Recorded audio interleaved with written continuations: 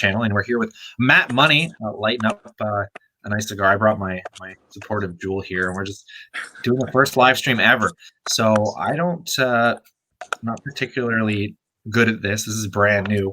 And we're just going to be hanging out. And right now we've got 0 viewers, so we'll see if anybody picks up off my channel, if there's any live viewers out there. But we're just chilling, shooting the shit today, testing out the live stream. So we'll see if somebody pops in partway through here.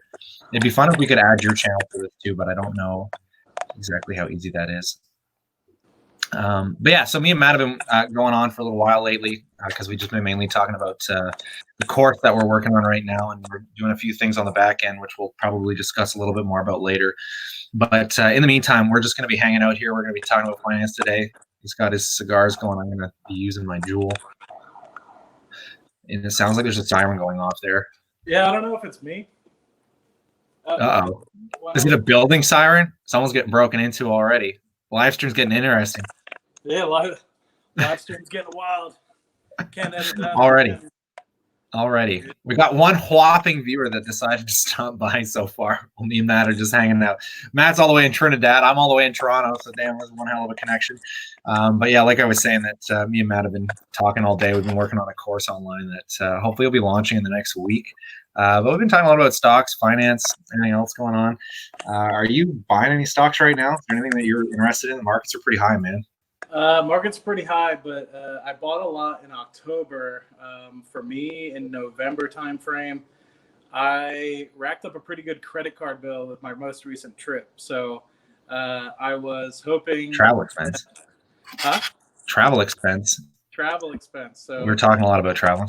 Yeah, I just checked my bank accounts, and it looks like everything should be good with respect to the credit card being completely paid off as of yesterday. So never carry any interest, rule number one. But yeah, so I think now it's going to get a little bit of a cash buffer because I have literally zero cash at the moment. So you and I were talking about that a little bit earlier. At least get it to at least a 5% or so position, but maybe preferentially up to about 10%, just so I have a little bit more wiggle room if I wanted. I've been thinking about diversifying into more physical real estate. I have a buddy that lives in Texas, where I used to live, and what have you. So maybe more expense. So November, I'm trying to think, other than the normal 401k contributions, nothing so far this month, I don't think. So what about you? Taking it easy. How much did your traveling cost you go? Because you came back to the States, didn't you?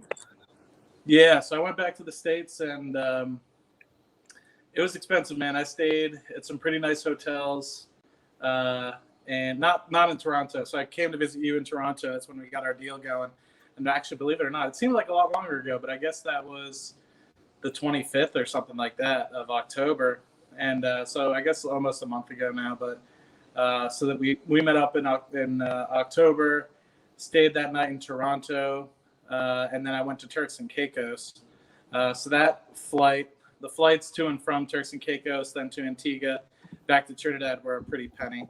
But I was in Ohio for a wedding, and stayed in some nice resorts that I normally don't stay in that nice of a resort when I was in Turks and Caicos. And same thing with Antigua, stayed in a nice resort that I don't normally stay in that level of resort either, but figured I would treat myself. And that's the challenging.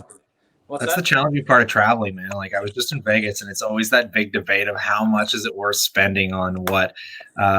Because my parents are just thinking about going to Cuba, and they want to go with their friends, but their friends are staying at like the most expensive resort. I'm just like, it's kind of cringy considering each trip. Like it's 1 week, but it's and I think it's $1,400 a person.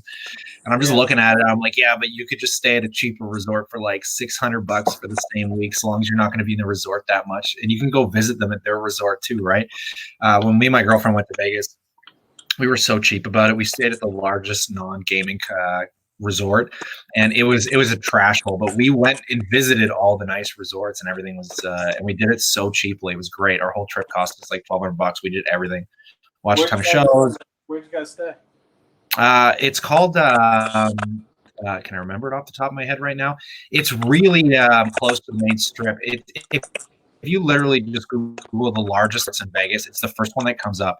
The rooms aren't that great, but for what we were doing, I mean, they're like, it's like those outdoor rooms where, not outdoor rooms, but like you walk along like I don't know how to describe it. It's almost like a motel. Like you can walk outside and every door is next to each other. It's not like you're in a big resort where you go up the elevator. You have to walk outside to get to your rooms.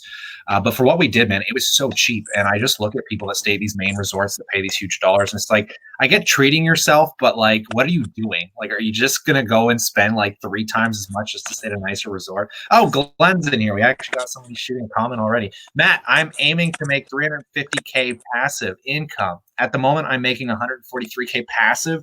Is that just is that dividends or is that like with your capital growth too? Holy crap, 143K in passive income.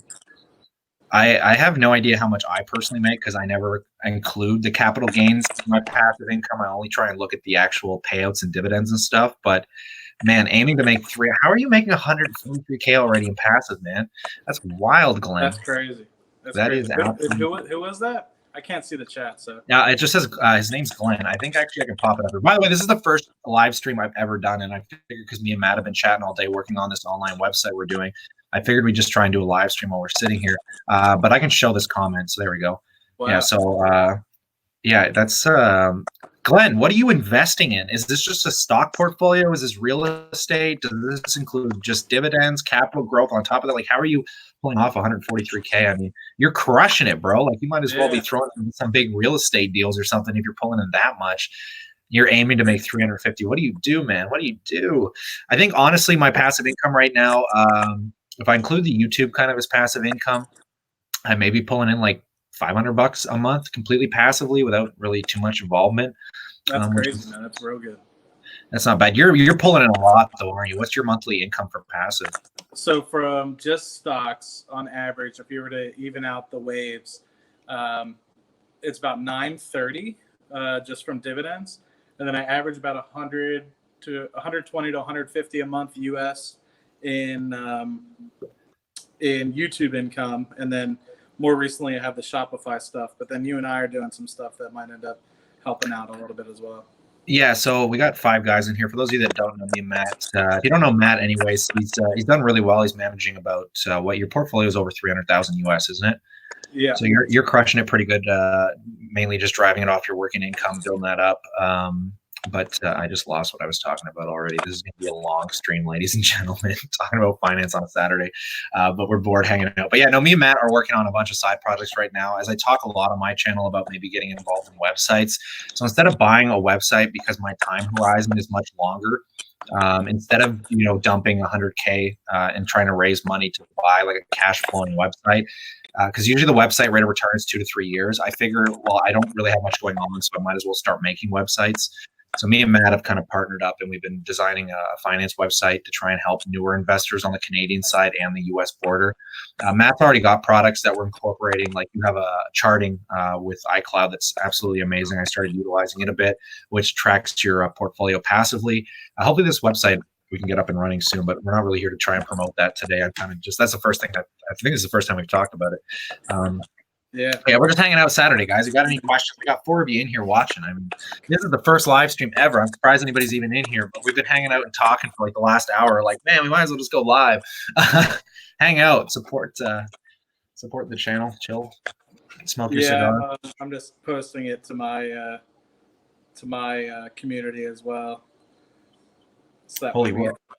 Get some other you try not to say anything too incriminating here. I can't believe we're already 9 minutes. I'm so used to just doing my videos and then cutting the heck out of them. You were just talking about how much better your videos get when you cut out all the ums and uhs. Yeah, man, I'm very bad about my ums and my color language, as people like to say. So I'm trying to make it a little bit better for sure. The thing that I do a lot is I don't know what it is, but I talk so fast because I try and just drive the information as hard as possible and just slam it out in like a really hyped way. And I always find my mouth getting like, I don't swallow and my mouth gets really like watery, and I always end up going. And I hear that all the time in my videos. It drives me. I don't think people notice it as much. I know a few guys that have the same problem, and I'm like, I hate it so much because I got to swallow, but I clapping my gums together. But yeah, so I don't know if you guys got any questions, man. We got 5 people in here watching. Got any questions? Are you just here to hang out and watch us smoke cigars and while I vape? And Yeah. So Matt, what were we kind of talking about earlier while we're waiting for some folks to potentially come in and I don't know what else is going on. The markets have been on fire, man. I'm waiting for a pullback. Every time this happens with Apple, I'm always sitting here wondering if I should just. It's always on the edge of my mind. I've never had the guts to do it, but I'm like, I should just sell all my Apple position right now and then hope it drops like $10, and then try and buy back an extra couple shares. Gen X is in. Holy geez. We got Gen X. We were just talking about you, Gen X, because you do some pretty deep dives on your portfolio releases. I'll try and get the comments up here so you guys can see them. But what's going on, man? Gen X is becoming an OG to the YouTube world here. And then we got another comment. Here's another interesting one from Dante. Dante says, "What's up, guys? I just passed 20. Is that 20K? Trying to get to where you guys are.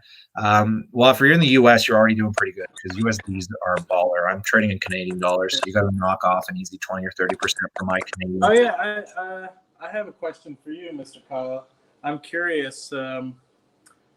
What is your long-term goal? Because I think I've shared my long-term goal on the channel, on my channel specifically. But what's your long-term goal? Investing, obviously, we're all trying to do like the FIRE journey, right? Like none of us really want to retire by the time we're 60, and we want to get kind of access to our capital a little sooner than that. Honestly, time horizon wise, I think I talked about this on the last live stream that I did, the first one that I did with JMac there, but I don't particularly have like an end game with this. I'm just trying to get my life in a position where I have the freedom to do what I want for work, because like you have a really stable income and a really great paying job, whereas I work for myself. So like I think in the next video, in a video or two I'm going to make, I actually charted out my income. Just it's been over 2 years. Mind you, I'm always making a half decent income, but like it can vary so drastically. And the only thing that keeps my income making me like 60,000 a year is because of my stock portfolio. I maybe make $30,000 or $40,000 a year performing as a full-time magician and kind of doing entertainment stuff. But like a huge chunk of my income is in relation to my stock portfolio right now. So what I'm trying to do is find enough resources to sustain an income on the back end of my life so I can focus on the work that I want to do. Because honestly, none of us are going to retire. Even if we retire, some people have like a term plan. Like there's a couple people I watch on YouTube that just retired with a family. And then they moved, I think, to the UK or something. And they're just traveling now abroad. But that was their end game, right? Like my end game is I just want to be able to get up. Like if me and you want to hang out, I want to be able to get on a plane and go to Trinidad and not have to think about it. And I also don't want to be tied down because it's a sacrifice, right? Like you're tied down to your job. So your freedom of mobility is pretty tight. Whereas with me, like I don't have anyone telling me what to do. I get up whenever I want to get up. But then I also have the same dilemma as I am because I'm my own boss. I'm stuck constantly with the weight on my shoulders of if I don't do something, like it's my own fault. Like if I'm not making money, it's because I'm too lazy. I'm not chasing the work. So I'm constantly trying to figure out the next best path. But that's why I'm just trying to get myself in a position where my passive income covers the basic expense, and then I can go out and live my life the way I want to live it. I'm not like overly concerned about if I lose work for a month, which happens. Like this month, I think I told you I'm only going to be bringing in like when I ran over it, I think I'm only making like $1,500 this month off my active income, which really sucks. So I mean, it is what it is. But then you look at my stock portfolio and it's up like $4,000 this month, and then I'm getting dividends. I get like $600 or $800 in dividends this month, and it's just like holy crap! Like this is severely outweighing my working income, which is what I want. Like that's the purpose of my stock portfolio, and that's why we were also talking about real estate, right? Like real estate's another good aspect, but I don't want to go down that path because then I lose the freedom of actually going out and being able to do my job as I please or hanging out with my girlfriend as I please. Because I don't want to retire, even doing the FIRE journey. I still don't want to retire at 35 or 40. I don't ever plan on retiring. I just want the freedom to be able to explore. And like I said, go meet people like yourself and continue the involvement. Because if I had a job like yours, there's a good chance me and you would have never met, right? Yeah. I mean, it's nice. But it looks like we got a few more questions coming in here. I don't know what questions. I think you did a really good job. I mean, you think about it, like you said, you got 30, 40,000 generally coming in year after year, but you've already saved up to 122,000. I mean, you think about that, that's already 4x your salary. I mean, in most cases, you're 27. So that is absolutely phenomenal in terms of that. And you think about just how much income you have coming in. I mean, it's probably close to, if not more than potentially a quarter of what you're making. I don't know, you're probably making what, 6,000 a year, I think you said, in income from your Yeah, the portfolio. dividends sit right now, I think about 5,600, give or take. I'm trying to get it up a little higher by just kind of re-leveraging some of the positions, but I don't want to lose the growth aspect of my portfolio. Because like we were talking about when we were putting this course together that we're doing on this website, me and him are working on, I talked a lot about trying to find that balance of growth and dividends. But I think it's kind of staggering right now to look at like the growth of the portfolio versus the dividends, because a lot of people always kind of have that weight of like, I can't get a lot of equity growth and dividends. Well, I'm like, I'm getting a lot of equity growth right now, and I'm getting like a 4.6 or 7% dividend on the overall portfolio. So I mean, like, I'm bringing in a good perspective of both, but that's a hard thing to do. I mean, because usually, if most people say, "What is it, the 4% rule?" You can make investments and try and live on 4% of it, but I think you can do better than that. I honestly think you could probably yield to 6 or 7. Like, look at O Realty Income. Like, if you bought that on back a year or two ago when the dividend was like 4.5, 5%, I mean, your growth on equity and your dividends would well outperform the average market return. So I mean, it's finding that balance, right? But I mean, at the end of the day, they're just numbers. Once you get deep enough into your stock investing, what was the? Did you have any big milestones that you felt, or did it all start to become a blur? Because you're sitting on a way decent, like a healthy chunk of change compared to what I'm sitting on. But I found So after like it really did 50 start to grand, blur. I mean, I remember the first one or two videos I made on YouTube were like $200 a month. So I think I probably started really talking about the portfolio once I had like 150-ish thousand, I think, probably like 2.5 years ago, and maybe it was a little bit less, but I think not including the 401k aspect of things, I was making about $200 on average, and then it went quickly to 300. I remember hitting 500 a month was like really, really big for me, and then I you, remember you're hitting talking. So eight. it's funny because you're talking on like the dividend aspect of it. I think a lot of people like, because me and you are always talking about, especially my channel, I talk a lot about like that end number. Like I'm always kind of analyzing where my stock portfolio is at with everything. But I think a lot of people focus on like there was a comment in here where the guy was saying, "Oh, like I'm trying to get to your level. I just hit 20K." Because the dividend growth is like what me and you are probably focused more on now. But in the beginning, you're always focusing on that next big level, which is like my first 10 grand and my first 20. I think because this guy mentioned it, I think the $20,000 was the biggest mark for me. Because when I hit that 20K mark, I was making like 300 a year in dividend. No, it might have been more than that. I can't remember what it worked out to being. I just remember the first time I started making like $300 a year, I was off dividends. I was like, holy crap, that's enough to buy me coffee every day. Like that's a good start. But at the end of the day, after I hit like 50 grand, like 100 grand was nothing. My girlfriend keeps reminding me I got to celebrate the little wins. Because right now, like I've done really well, but I always beat myself up because I'm always just like, I'm looking 5 years out from now. Like, who cares that this is just the start? Like, but she's like, yeah, but you need to, celebrate that first 1,000 subscribers. You need to celebrate, that Yeah. first 20 grand. Like, you got to go out and do something to recognize that. But lately, like, I'm trying to get my head out of that game of like, they're just numbers. Because when I hit Yeah, no, 100, I mean, so you're looking at. I originally started that way, thinking about the total kind of net worth value, and I was really tracking that in websites like Mint.com and a lot of other things like that. And then I started realizing, for me personally, what I cared about was the cash flow that was coming in every month, whether it's through YouTube, whether it's through dividends. And so then I really stopped thinking about the total portfolio value. While I quoted a lot, I think the reason why I do that is because other people generally think about the total number. I personally like to think of the income number of the portfolio. So for me, what I look at whenever I sign in, I don't really look at the 368,000 or whatever. I look at what's the monthly cash flow, because that's what I'm going to use to say, okay, how much is it going to cost me to rent an apartment in, say, I don't know, China for 3 months, and then how much is it going to cost for food, and how much is it going to cost for transportation, whether it's train, renting a moped, what have you. And that's how, that's how everyone does their finances. Is I need to make X amount a month. Everything's charged by month. I pay this much per month in cell phone bill. This is how much or my credit card bill is per month. So in my opinion, what's most important to me is how much money is coming to me, my personal self as a business person, as a businessman, rather than what's the total value, because cash flow, in my opinion, is king, not the total dollar value being king. Yeah, and I think it's a big difference too, right? Because you're living abroad, so you're in a whole other aspect. Because I know when you were talking beforehand, you were saying that you were thinking about living in maybe like Thailand or something, or you might want to try and live somewhere else for a little while, which would be substantially cheaper than trying to live here. Because I'm in Canada, and Canada is still really expensive. The U.S. is a really expensive place to live. So you need to kind of make a bigger income. But I think we've got a good question in here. What's this guy saying? Bob Save says, what percentage U.S. versus Canadian stocks in 2020 for safety? I guess that really depends on what side of the border you're living on, man.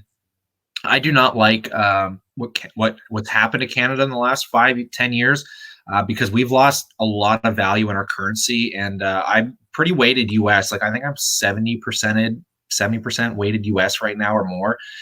I like having Canadian exposure still, just in case the dollar decides to come back. But honestly, our companies here just can't compete with the U.S. because when you're talking about companies like Apple that are worth over $1 trillion, like that's not happening in Canada. Our biggest industry was oil for the longest time, and then ever since they introduced carbon tax and Trudeau got involved in the government here, we've lost a lot of oil industry. Like even in the last election we just had, like nobody in British Columbia or Alberta voted for Trudeau because of the amount of industry they lost. So I mean, if you're looking for global diversification, like even still getting into China right now, like a lot of people are looking in Europe. I have some exposure to Europe. Because you have to remember too, like even if you're just buying U.S. companies or Canadian companies, you still can get global exposure. Because there's a Canadian company I love, one of the first stocks I bought, which was Northland Power, and that company has a lot of exposure in Europe, especially in Germany, and they deal with like a lot of natural energy projects. But like that's another way to get global exposure. Even though you're exposed to one currency, you're still not just exposed to one country.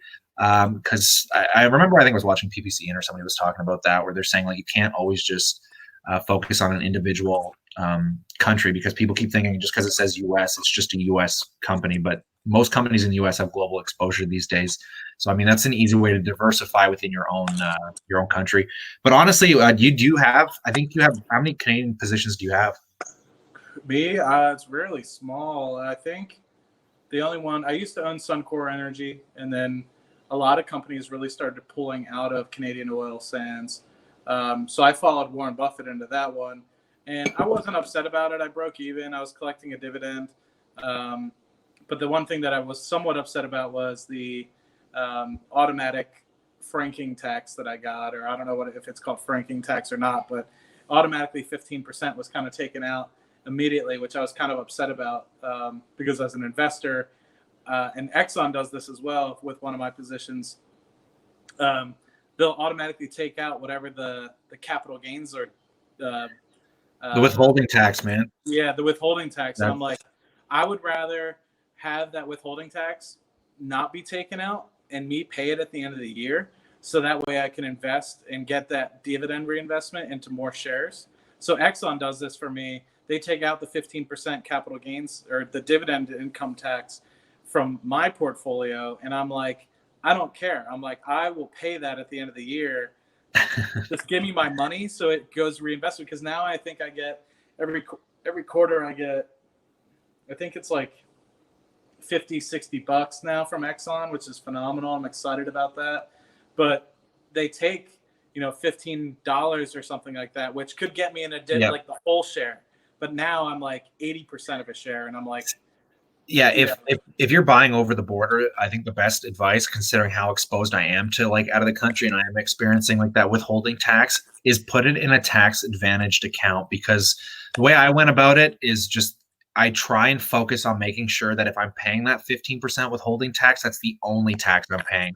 Because you don't want to end up in a tax bracket where you're making, $60,000 a year and your tax bracket's like 35-40%. And then on top of that, you're collecting dividend income from over the border and you're paying 15% on top of that. So now not only are you paying that 30 or 40%, now you're paying another 15 on top of that with that income.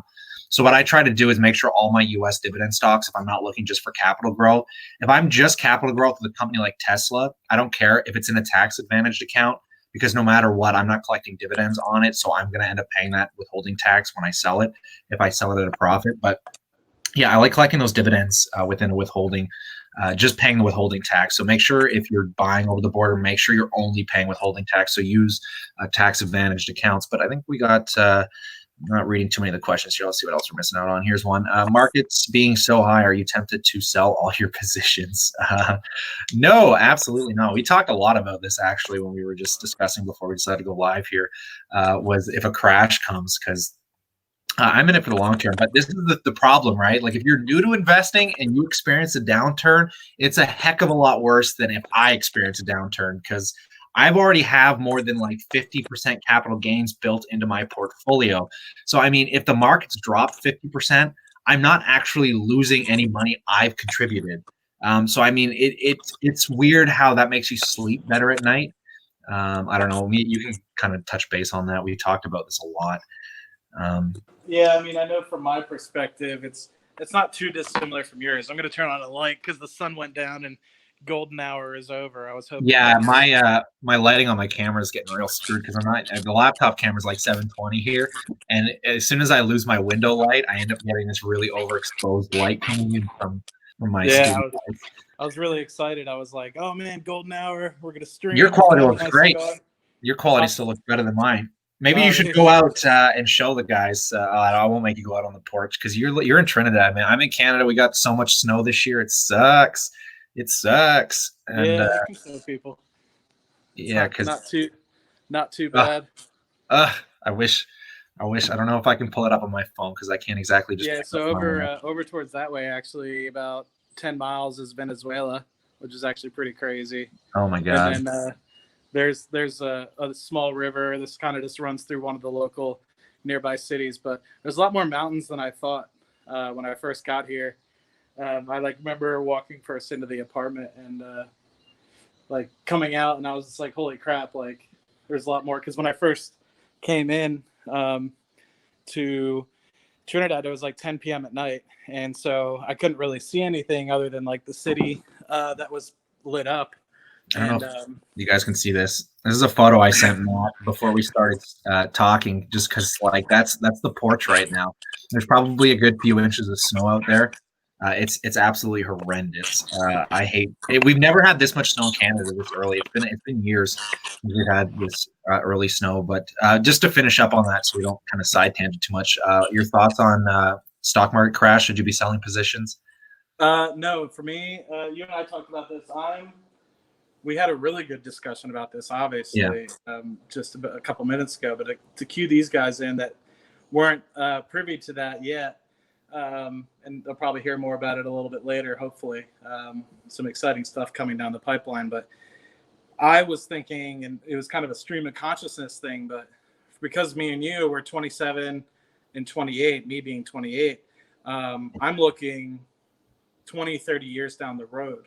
So I'm looking for when I'm 48, 58 time frame, maybe even longer in some cases. And so what you and I were discussing was, looking back in previous crashes, if you were to have something like 1 or 2 years of turmoil, I'm not going to let 5% of the time frame that I'm looking at in terms of my investment career dictate the other, say, 29, 28, 27 years. I'm not going to let 5% bad times dictate what I'm trying to achieve over the course of 95% of the rest of the career. And so I think it would be very different if I was 27, 28 years from now looking to retire in 2 years. Yeah. Like some of potential investors that might be on the channel. And so it kind of goes back to what's your time horizon kind of stuff that we were talking about earlier. What's your risk tolerance for that time horizon? And yeah, if you're a bit older and a stock market crash comes, it's a whole different ball game, right? Because this is what I was saying earlier. Like most of the people on our channels are like between 25 and 32 years old. So it's just like if a stock market crash comes tomorrow, you're so young. The value of your time in the market is more valuable than a stock market crash and trying to capitalize on that. You're better off just being in and riding through the market crash than you are trying to play it if you're young. Because again, 20 years from now, a crash will just be a blimp on the radar. So don't. But if you're older, right, like it becomes a whole different ballgame. You might want to start taking safer investments and try and find a way to get some cash flow coming in that's a lot more sustainable and reliable. So if your stocks drop 30 or 40, 50%, you're still getting some cash income that won't severely affect your retirement. Here's another good question that comes up, obviously, as we're dividend investors, or what are your 3 favorite dividend stocks? I'll let you go first.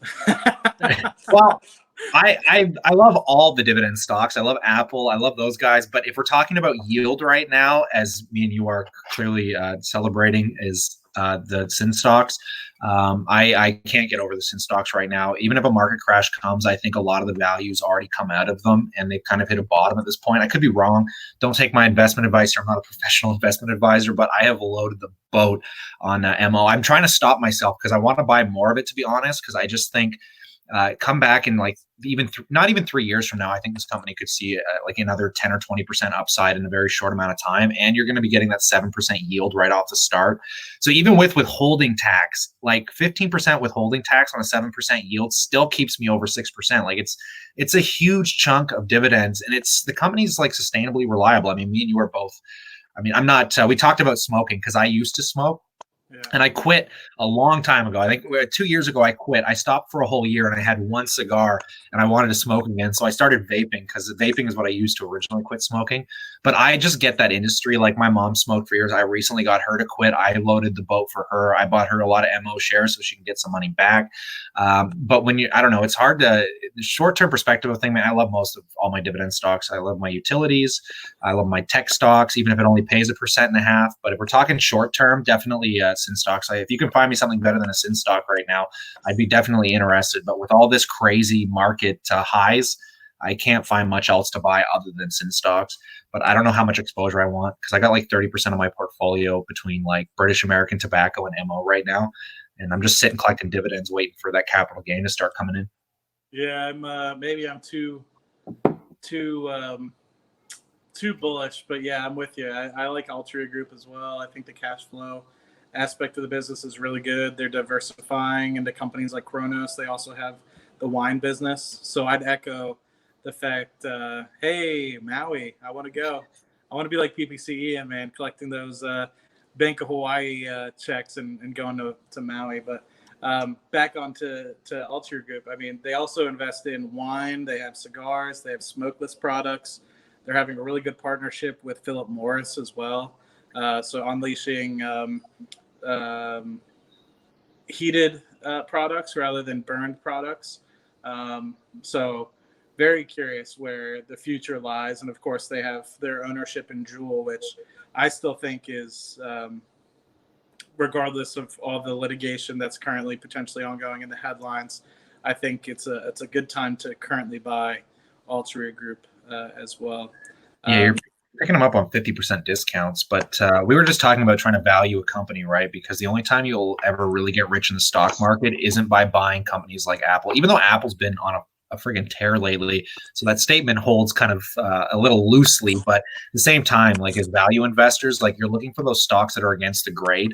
And then you just got to wait for a year for them to come back into favor, which they will. A company like Altria Group it might not even be until 5 years from now, but like you said, like the free cash flow and the books they currently sit at is just severely undervalued versus what they're making.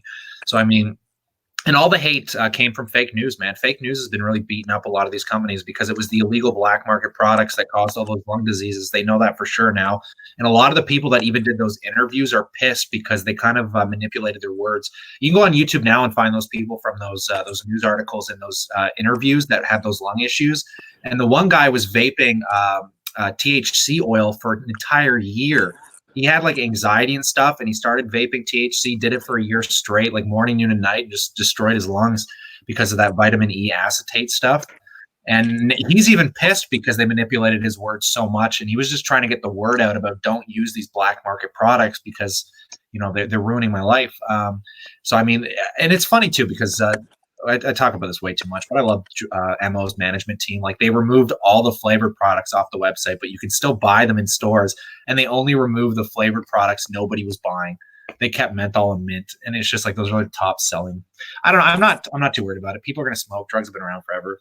I don't know. What's stock number 2 for you, brother? Oh yeah, we were only on stock number one. We haven't even talked about the top three yet.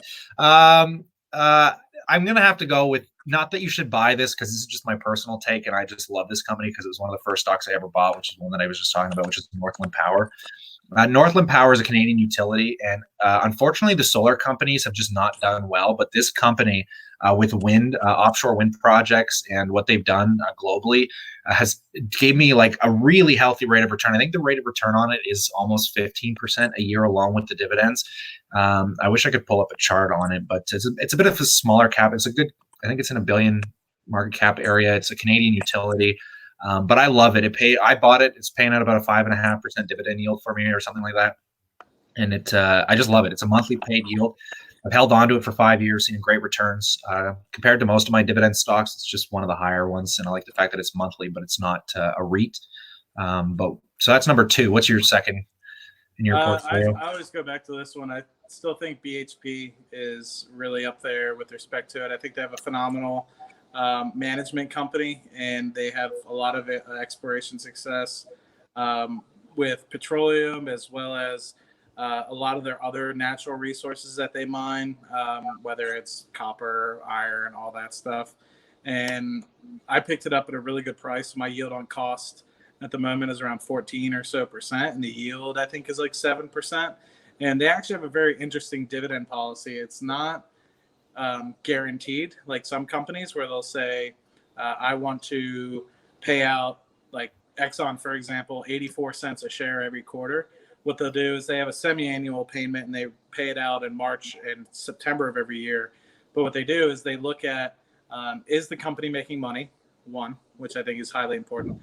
And then two, if it is, then we'll pay out 50% of what we earn, potentially more, but a minimum of 50% to our shareholders and stakeholders. And I think that that's important, because if a company isn't making money, like some of these other companies that are in the natural resource energy business, over the past couple of years, it's been rather volatile for them, with prices dipping drastically at some point over 70% losses in terms of the price of like oil and some of these other minerals like iron and copper and all that. I wouldn't expect a company, just like I wouldn't expect myself, to go into debt to pay shareholders. So if you're a small business owner, I wouldn't necessarily, I'd just tell people like, look, we didn't make any money this quarter, maybe next quarter. I wouldn't be like, oh, I'm going to go to the bank and get a loan just so I can pay you. It's like, you know what I mean? I would rather wait till the company comes back, maintains their financial health, maintains their financial position, and not go into debt just so they can pay a dividend. And that's coming from a dividend investor. So I'd rather keep the company as a long-term hold and a long-term care about the long-term dividend aspect of things than put the company in bad financial shape, which then they're going to have to try to dig themselves out of over time. Yeah, I think we'll leave the third dividend stock off to the side, because honestly, at this point, it's down to perspective. But I want to try and find something interesting, because me and you were just shooting the shit here. I kind of like just talking about whatever. It makes it a lot more entertaining. I noticed that Gen X here was saying that you'll be able to live to 200 plus with the anti-aging stuff.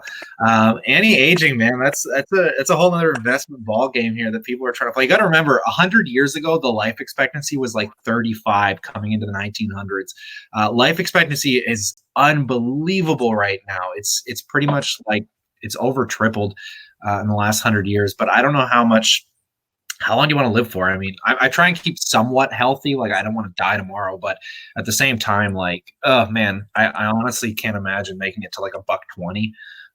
But then again, man, we're about 200 at the moment, but not all of us are rich like Gen X dividend investors. So, I mean, that guy, I don't know if you've seen his portfolio, but that thing is, it's impressive. I remember when I first really got introduced, I'm going to switch because I think the lighting is getting pretty unfavorable here. But when I first started following him, I think he was releasing his Goldman Sachs position, I think. And I was like, Goldman Sachs is like, okay, what is he making? And then I think he was like talking about how he's making $526 a year in income. And I thought he was talking about his whole portfolio. So I was like, man, $526. I'm like, that's, real impressive, something to be real proud of. It's almost $50 a month. And then he was like, no, this is only my 22nd holding or something like that. Gen out of X the is top creating the hype, 25. man. Gen X And is creating the hype. He's really hustling hard. He's out there, man. yeah, There are a few guys out there that are hustling really hard. I would maybe should talk about the YouTube analytics a little bit because I still want to make a full video on it because I'm actually kind of shocked at the side income that's even off my 1,000 subscribers. I think we were saying that you were like averaging about $5 a day, and I'm pretty much around $5 a day. My channel should be generating about 120 a month, which is pretty healthy for a starting channel. I thought I was going to be making like $1 a day or something, but but yeah, on the YouTube side of things, anyways, because it takes so much time to sit here and do this stuff, though, man. Like, I'm glad that I have the free time to spend the whole afternoon working on YouTube videos, and then I can go back and do my emails and whatever else. But when I watch people like Gen X, and I watch like the only reason they can be doing this is because their portfolios are so large. Like, because I don't, it's hard for you too, right? Like, I mean, you got a full-time job, so it probably takes a lot out of you to come sit down here and start doing these videos. And I imagine a lot of people out there too, like a lot of you guys that are watching this are trying to start YouTube channels as well. But it's a hard thing to take seriously because if you're taking it seriously, it's a substantial amount of work before you make any money. So what I keep trying to explain to people, I'm like, if you start a YouTube channel, you can't expect a real income for at least a year and a half. Everybody that I watch that does it says, man, you got to grind for that year. Even Gary Vee was saying you should quit everything you're doing, go live at home and work on social media for 3 years. After 3 years, if it doesn't work out, you can go back to your job. But it just because it's so important to get involved in this stuff right now because it's so new. I think people keep forgetting that even like Google and YouTube and the internet's only been around for like 20, just over 20, or it's been longer than I think it came out with the late 80s or mid 80s. But even still, like with the fact of being able to make money online is still so new. And the way, if you want to know how important the online industry is right now, go talk to anybody about making money online. Ain't nobody gonna believe that you can make money online. It's like one of these fictional things still, where people like the older generation, like my mom has a hard time believing it until I show her the numbers. But I think people just don't grasp how important the internet's gonna be from like another 10 years from now. Like, can you imagine what Google and YouTube or even Apple's gonna look like with 10 years of the income that they're making and like what that's doing for people? There's a reason Amazon and Facebook are worth billions of dollars. It's because they make people billions of dollars. I know people right now copying ad campaigns. There's people that just go on Google, on Facebook, find an ad campaign for a product they can buy that's selling, and they just completely replicate the ad and then buy in bulk the product and then start flipping it. I'm just like, and some of these guys are bringing in like a healthy income doing that, and there's no science behind it. They're just like, oh, I just copy what they're doing, and they're just doing it for side income. I'm like, good for you, man. I'm like, that's some initiative right there. Like, learn from the guys that are already doing something that's copyable. Like, start emulating. I mean, you got to emulate something in the beginning until you can start finding your own path. But yeah, I don't know. I find this online stuff fascinating, man. I don't think people appreciate it as much as they should, especially considering I keep telling people I'm like looking into buying websites and stuff like that. And they're like, you have to have a product to sell. And they're like, you're making a YouTube channel. You can't make money on YouTube. Like, how are you got to be selling something? And I'm like, yeah, we're talking about finance. And then I had to explain to them how you make money on YouTube. And I'm like, this is what we're dealing with. I'm like, you're in a good industry when like more than half the population doesn't even believe it's a possibility. That's a, go against the grain, right? Trying to see what we got for comments in here. Gen X likes your stogie. Hey, man. You sound like, not the Terminator, but that's what's his name says. The guy that hangs out with Sylvester Stallone. I watched some of his stuff when he was going on about stogies all the time. They love smoking their cigars. I try and stay away from the channel used to actually be cigar reviews. I don't know if I told you that. Oh yeah, you should tell these guys. I don't know how much you talk about so, it. I used to do that. So one of the things that I really got into cigars probably college time frame. So it's probably going on. Well, I couldn't say college. It was probably late high school as well. So as soon as I turned 18, I guess. So it really was probably, I would say, 10, 12 years ago, just to make it easy. And it was originally when I first got it, I was like, okay, I finally got my first job. I got a signing bonus, which, I was super stoked about. I was like, I need to reward myself. The last 2 years of college, I like barely left. I was like, I'd go to a party maybe once every other month or something like that to let off some steam. But I lived in the library basically, and finally got my job, did my internship, and got my job and got my signing bonus. And I was like, I'm buying myself a a humidor. I was like, I'm gonna buy myself 2 nice boxes of cigars, and they were nice relative when I was, smoking really, cheaper stuff. And I wasn't talking like,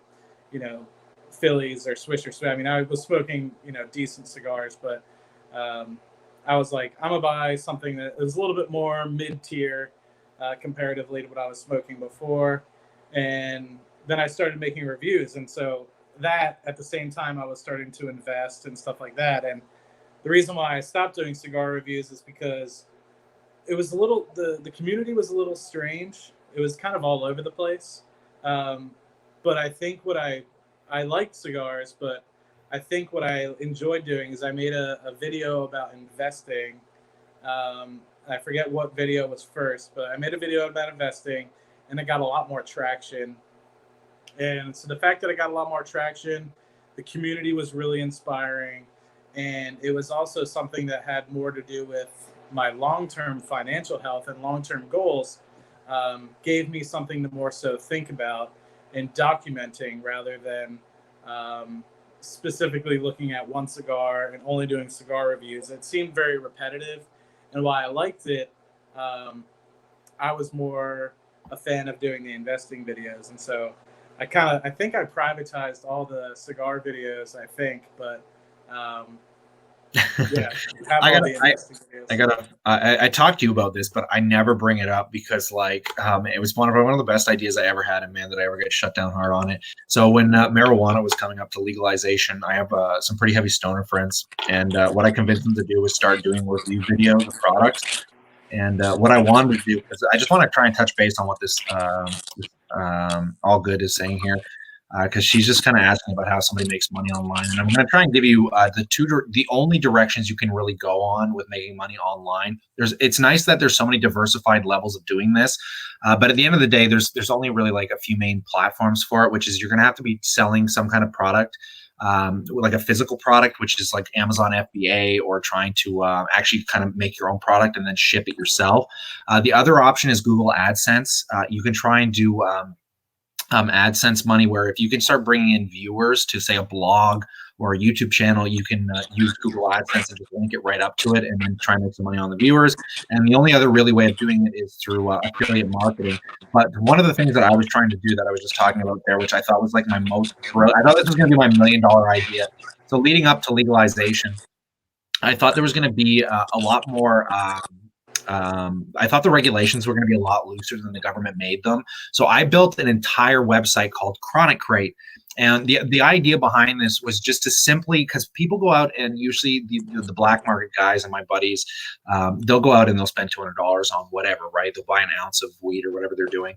And I realized that if people they kind of want options, right? But they have to go out and find those options. So why not just sell a subscription box? You pay a monthly fee of $200, and then they just bundle a bunch of products together for you that you can experiment with every single month. So I'm like, this is just great because nobody's doing this yet. And in the States, they kind of started introducing that with MedMen, where you could just call a delivery truck, whatever, they'd come in. But the government shut down the regulations so hard that I couldn't get away with it, because I just wanted to make the website and make the product and get a few reviews of something my buddies did, and then approach it to a company or one of the distributors or one of the dispensaries and just say, look, here, we've done everything. You can have all of it. My buddies are going to do the selling of it. I just want a small commission fee for whoever buys this or signs up monthly. I didn't even want to be involved in the company. I just wanted to make the idea, and I just wanted to take a check off of it. So I made this whole website, put all this stuff together, and I was waiting for all these dispensaries and these companies to open up. I'm just gonna go start knocking on doors and say, look what I've done. You can have all of it. I don't even want you to buy into it. I just want a percentage of the sales. And the whole thing ended up tanking because the government shut down every kind of ad campaign, anything like that. I scrapped the whole idea. But that's the subscription box thing was a huge way to make money online, because you're getting that monthly revenue. But then a lot of the subscription stuff has failed. Like there was Loot Crate that fell apart. A lot of those ideas were great, but I don't want to be involved because I don't want to be the one putting it together. It's too much work. But for something that's as easy to sell as marijuana, I'm like, man, any one of these dispensaries would pick this up and then start doing it. But I don't know. I want to be clean. Like, I don't like getting involved with this stuff. I'm not too much into it myself. So I'd rather just try and keep it separate from my business, especially considering I work with children and stuff. I don't want to break the law. And the second I found out that it would be breaking the law, I'm like, nope, gone. Scrap it. On to the next thing. I put a lot of work into that, but oh well. But yeah, trying to make money online, man. There's so many ways to do it. It's just trying to learn the avenues and then approach them correctly. My biggest problem was I didn't approach them correctly in the beginning. So I experienced a lot of ups and downs. I've only recently just started making money online, even though I've been trying it for years. But what else we got for questions in here instead of me going on about some of the business ideas that flop? What are your guys' thoughts on Unilever and Nestle? I don't personally own either of those. I've looked into Nestle in the past. I want to maybe I'll just take a look on my phone. What's Nestle doing today? That was one that I used to follow pretty closely, and I never bit the bullet on it because I like Yeah, can. I've thought about Nestle in the past, but yeah, I've it's kind of fallen out of my watch list, to be 100% honest. So. It's done really well in the last little it? while. Yeah, it's over the last year, man. The rate of return on Nestle has been like 25%, and it pays at a 2.2% dividend as it stands right now. What a wow! Damn, I wish I maybe picked some Nestle up back in the day. I don't know. I can show you guys the chart on my phone if it'll focus in there. But yeah, Nestle's done amazing in this stock market rally, but don't pay enough attention to it to have an opinion on it. I think there's another good question in here. How long have you guys been investing for? Only 5 years on my end. Only found out the investment passive income journey about 5 years ago. How long have you been doing it for? I can't remember what you were saying about your. It's about the same. I think I started dabbling since about 2012, and with that, it's been probably more focused around dividend investing now since I would say seriously 2015, late 2014, 2015 timeframe. So about 5 years strictly dividend investing, but before I was kind of flipping in between different things. So. Oh, here's something funny. Can you be my mentor? That's hilarious. Yes, sir. We're starting. Me and Matt are starting up a financial website that we're going to be launching probably within the next week. Hopefully, I'm just trying to finish up some of the information on it, and you'll get access to all kinds of stuff that we're doing. Like Matt builds charts already, so you can actually look at the projections of your growth automatically. I think that's how you're. I've been recently playing around with it, but then we do a chat group that we're already utilizing with some people in there, and we're also doing an entire course on stock market investing. So, I mean, I'm really hoping we can get some people in because I love talking about stocks on that little group that we have on our WhatsApp. So, me and Matt are just trying to partner on a website right now. We're going to personally be launching very soon. So, if you guys are interested in talking to us personally and actually learning more about investing, we're going to make it real feasible too. Like we're not charging like a $200 course. I want to make this as easy as possible so people get a lot of value out of it. And I think the value of the group that we're starting isn't necessarily the fact that they'll just have us. I mean, yes, having us is important because we've been there. We have some sort of reputation now with respect to the videos that we've been making. But they'll be potentially in a chat with 254 other people aside from me and you.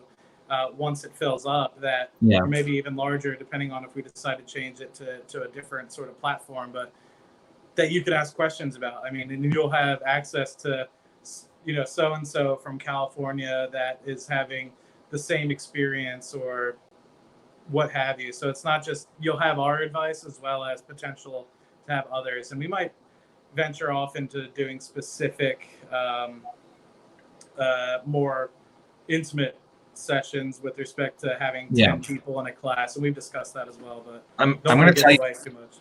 The way I approach teaching people about business is the way I got approached when I started. When I was 16, I used to hang out with a guy that was much older, a really business savvy guy. But the big saying that I came to understand, it's a little crude, but it's skip the bullshit and come out on top. A lot of people try and reinvent the wheel. That's like the biggest problem that, especially when I got into starting a business when I was a lot younger, was just trying to grasp the idea that like almost everything's been done already. So take the knowledge of people that have been through the bullshit and just skip straight to the hard truth of it. And then that way you don't have to relive what I've gone through or what Matt's gone through, because I've made a lot of mistakes in the past. It took me a lot to understand like what these different accounts were, like tax deferral, all this stuff, man. But the information has become so lucid out there that it's very important that you take the right advice, because man, it saved me so much time having that saying in my head, skip the bullshit, come out on top, and just remember, like, you're not new to this. Somebody's done this before, so why not go learn from the guy that has $1 million that did all the bullshit and just take the top tier lessons and focus on those rather than trying to learn everything from scratch on your own, because you're going to miss stuff. I think that's a really crucial thing when it comes to trying to learn, especially in stocks and finance when you're actually dealing with money.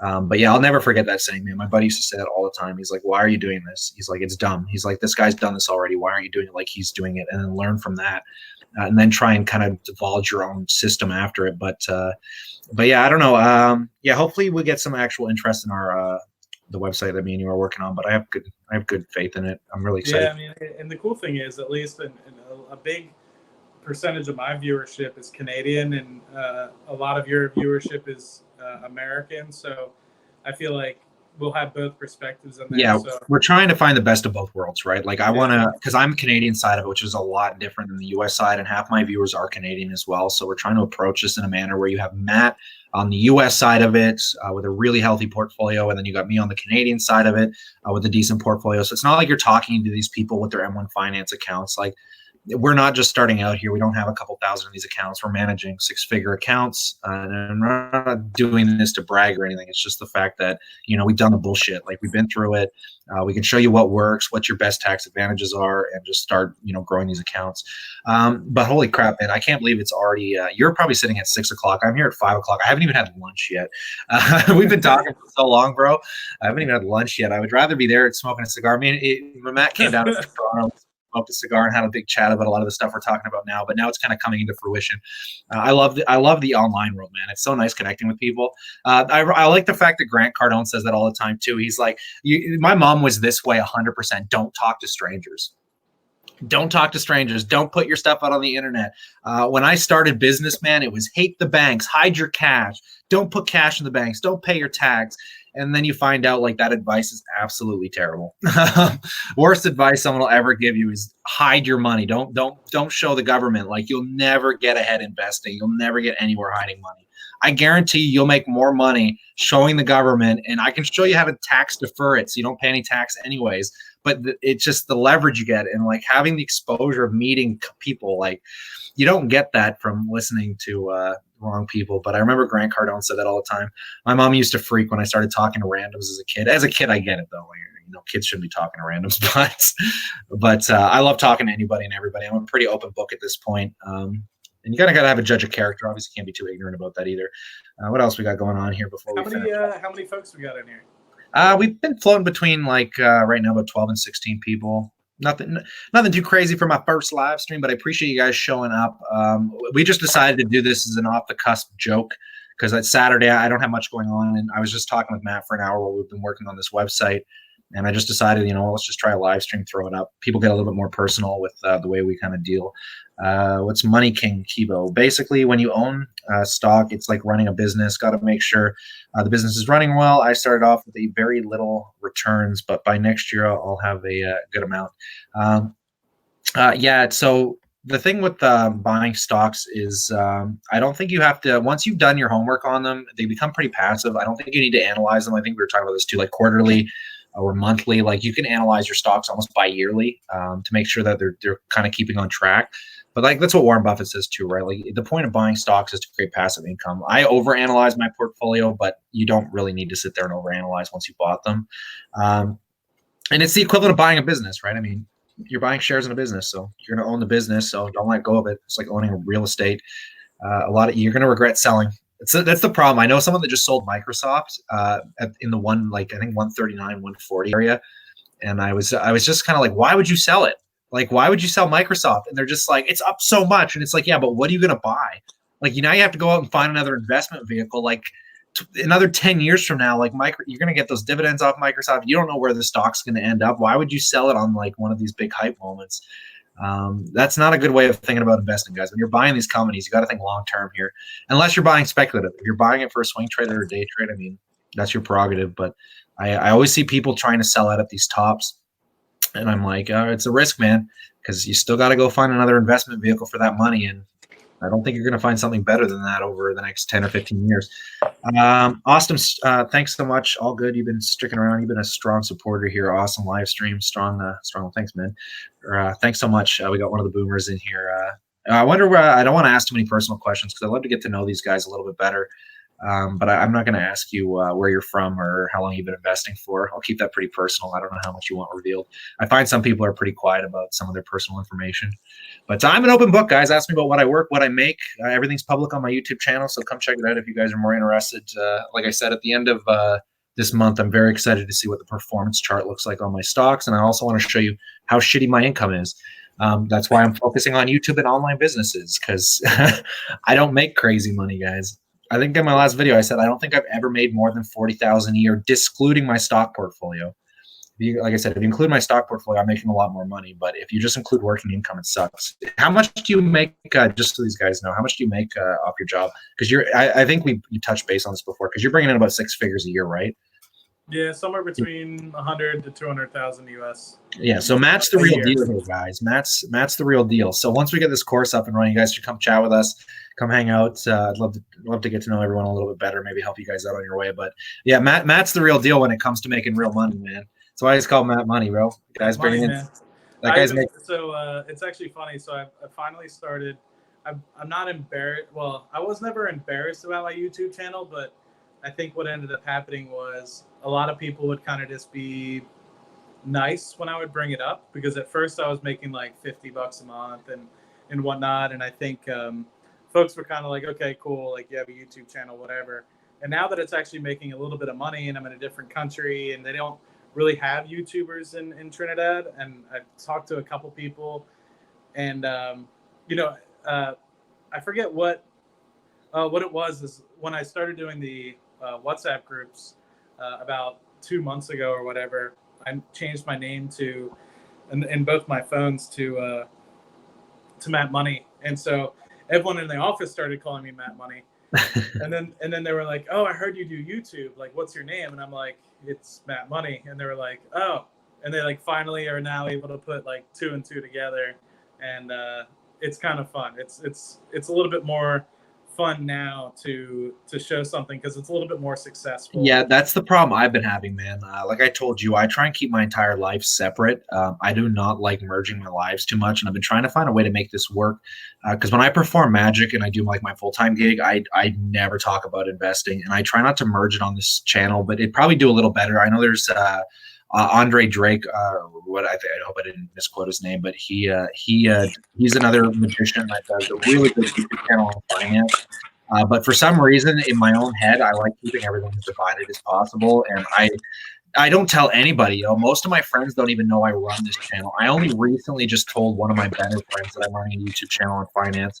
I really don't like talking about stuff until I know it's going to work, because I don't like bullshitting people. I don't like telling people, "Oh, I'm trying this thing out." It's like if I'm going to tell you I'm doing something, it better work, and I'm going to prove it's going to work.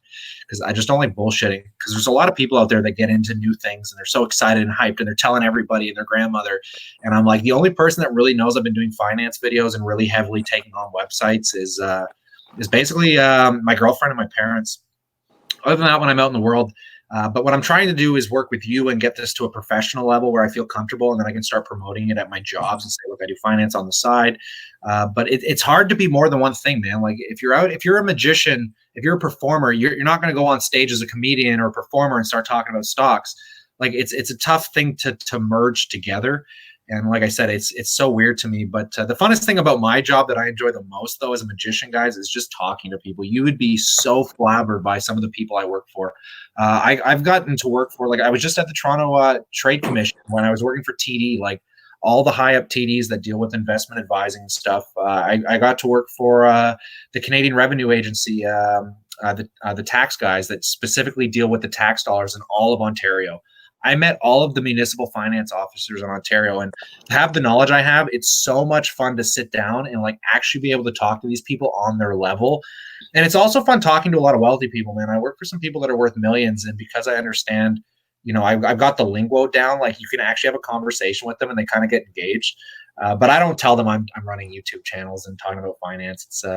It's a tough deal, man. I'm glad it's working out for you a little better. I'm trying to get a little more pro with it, and then I'll start pumping it up further. But nah, man, you started January, so you're only 10 months under your belt. I got 2 more years than that, so you're doing phenomenal considering you're probably getting as many subscribers a month as I am. I think I compared our 2 channels, and I think you got like 180 in the last 28 days, and I got like 170, 175 subscribers in the last 28 days. So yeah, the compound effect, which is what we were talking about before, is absolutely staggering for YouTube, right? Because in the beginning, like you start seeing it grow. I got to make a video on it and start showing the charts again and just kind of give people a better understanding.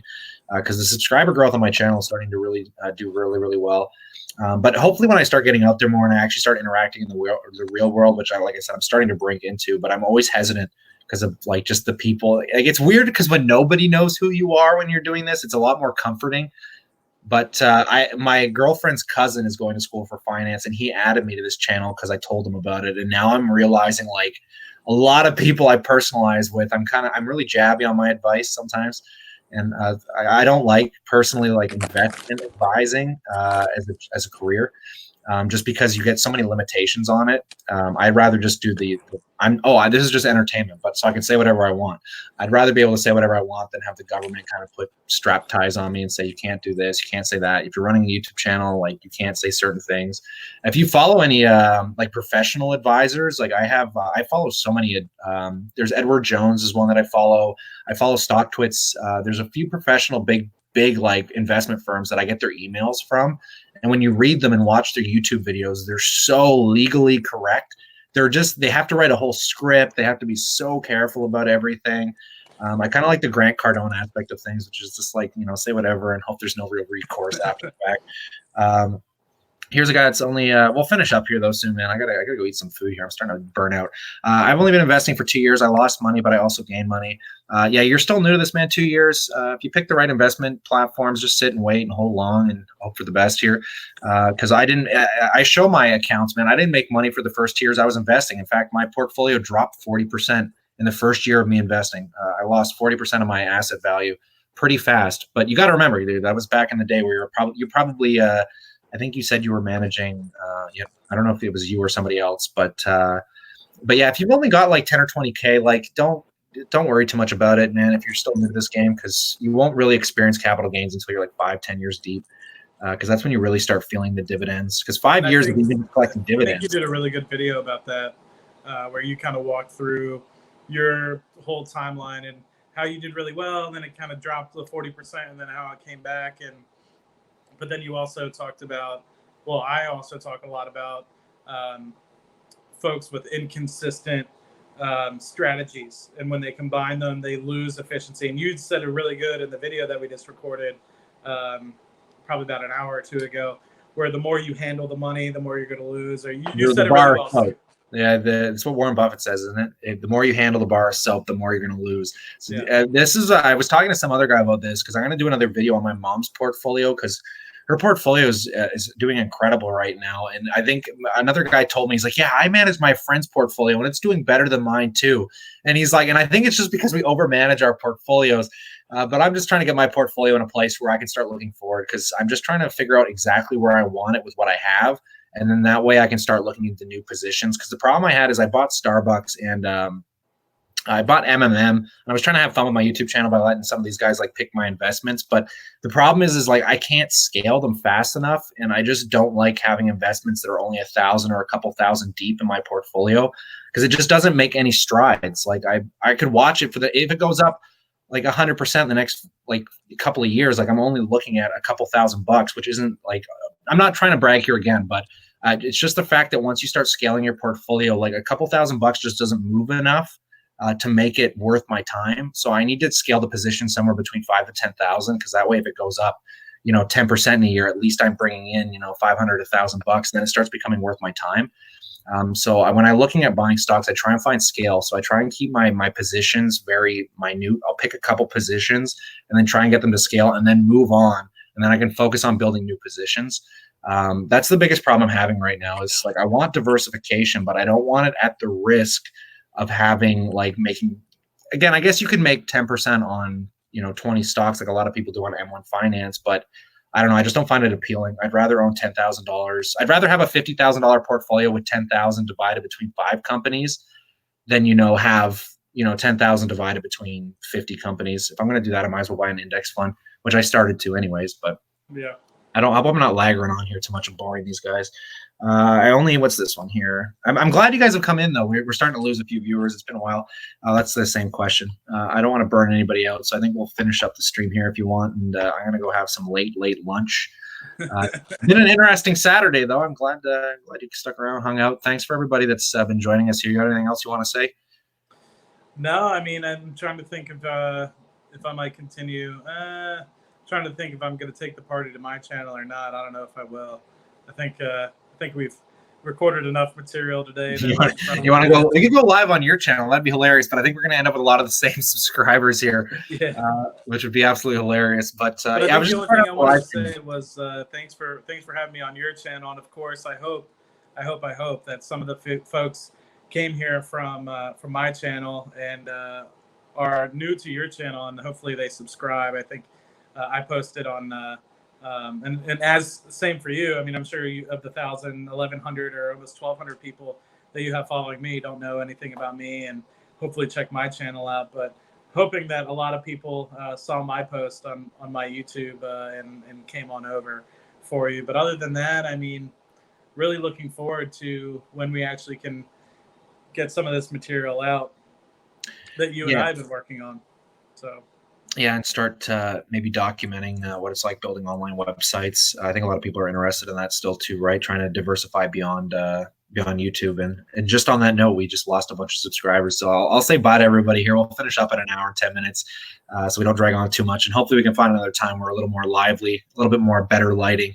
And we'll pick up on... JMac does a really good job about scheduling it a day or so in advance, and so impromptu is generally pretty hard, but that's generally what I end up doing is really impromptu streams. So I will also finish up by thanking a lot of people that are still here too, right? Like all good. I keep thinking everyone has investing at the end of their name for some reason.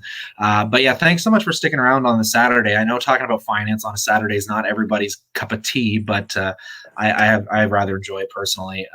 And thanks to all these guys here too. We got the Money King Kivo. I imagine Gen X has stepped out by now, but there's another awesome guy.